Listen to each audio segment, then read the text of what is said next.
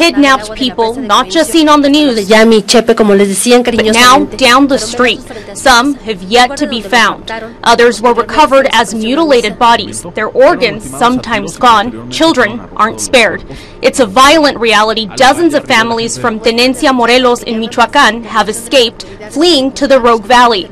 Victims say the criminals behind these gruesome acts are often protected by police. Some of the children that have come from the families have seen horrific atrocities, and so they're also receiving services, counseling services. Most of those children and their families have made their way from their Mexican homes to the U.S. border asking for asylum.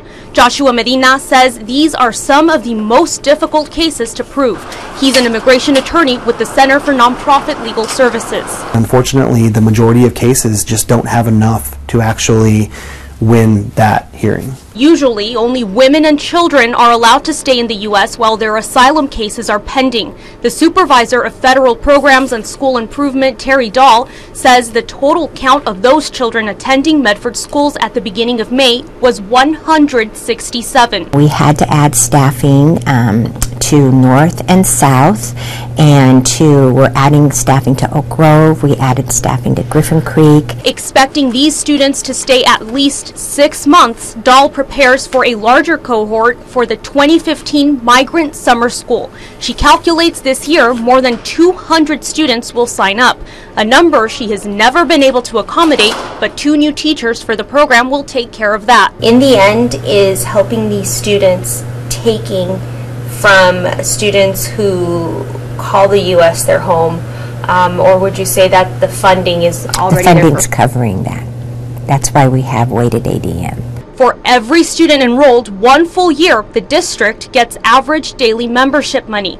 That's roughly $7,000. The recent group of student arrivals falls under the English language learner category. The Medford School District gets about $3,500 more for each of those students.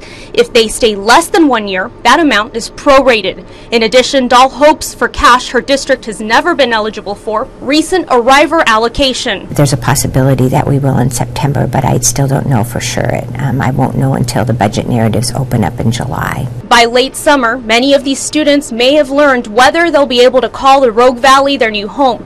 Dahl says the Medford School District would be lucky to take them in. Most of the children are very polite.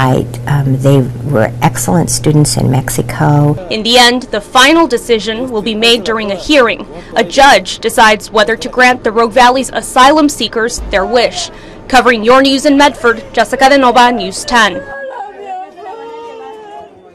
Familiares y amigos de José Luis Rosales Arroyo y Yamilet Heredia